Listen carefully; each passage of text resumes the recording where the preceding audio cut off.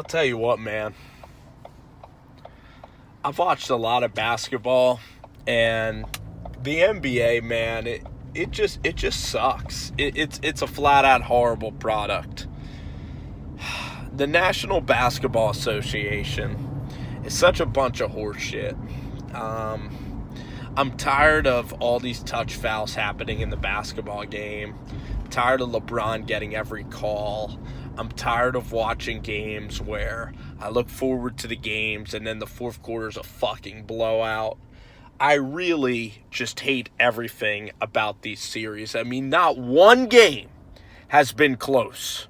You have the Warriors and the Rockets, and that first game was decently entertaining, good first half. That series is better than this series. I mean, game 2, LeBron gave up. This game, Boston's giving up because Boston knows that they need to save energy for games 4 and 5, and just a bunch of bullcrap. I mean, the NBA should maybe even think about having 5-game series. So then we just get a teams all out, because when it's 7 games, you'll see some mailing in by teams in the National Basketball Association. And it's just kind of BS. Like, I was watching with a good buddy of mine tonight, and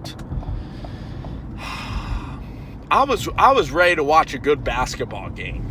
I was ready to watch a competitive game. I thought Boston has the better team, better players. But you know what?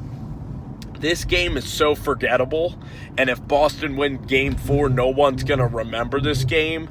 And it's just strategic. And when you have this many games in basketball, there's going to be teams that don't try. And in the NBA, there's just a whole bunch of players just going for the motions. The passion of basketball, the passion of competition, the passion of fighting.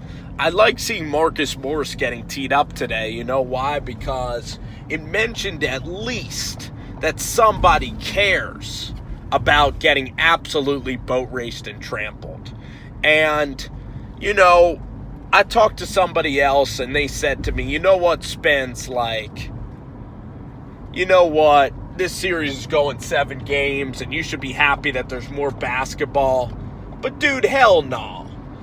Even though the Sixers-Celtics series was 5 games, the Sixers-Celtics, every game was absolutely riveting. It came down to the last 2 minutes of the game. It was well played, well fought, hard-nosed, incredible efforts on both sides.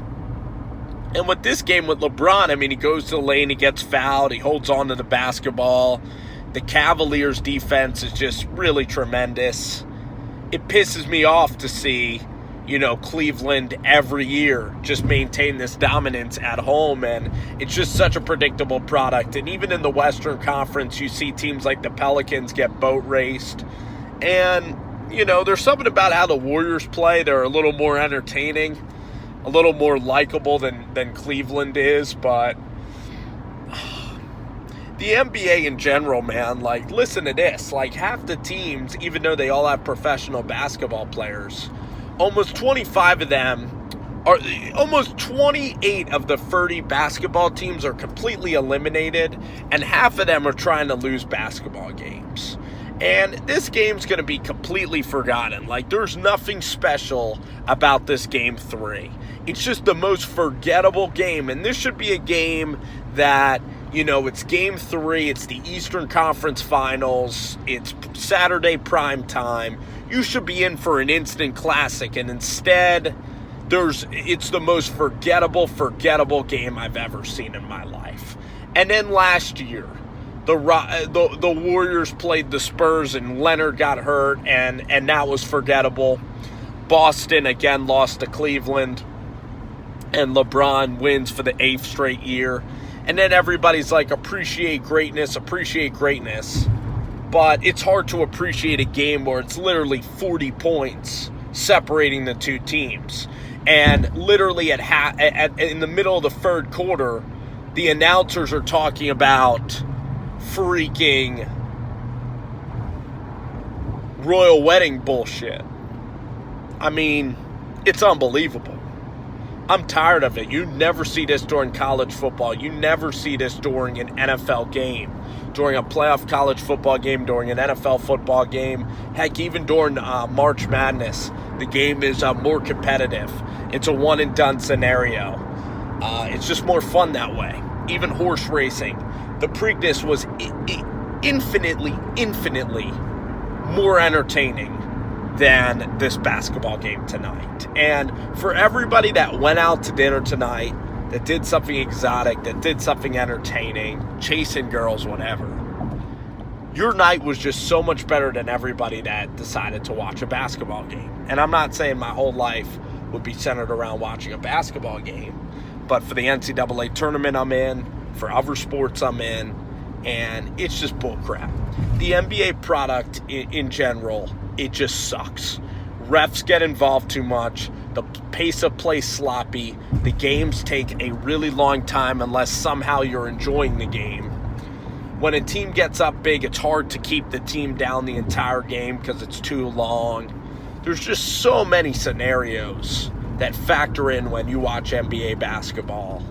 And it's just, it really is just disappointing to just see such a dud of a basketball game and to see the product just go to such a terrible level. And I just remember, like, when I was a kid, watching the Nets and the Celtics and, other teams, that we would have competitive basketball games just more often, it seemed. Like maybe 10 years ago, 6 years ago. But now you just see blowouts, you see these guys mailing it in. Maybe it's the attitude of the current player. There's a couple of throwback players that don't mind, competing, like Marcus Smart, Lance Stevenson. Draymond Green's one of those guys that I like to see compete because he lays it all out on the floor every night, and those guys are fun. Those guys are good to watch. Even Westbrook, to some extent, is always trying. So it was just a frustrating night in general tonight for the NBA, and it really is an embarrassing product that they're putting out there way too frequently in high-profile games.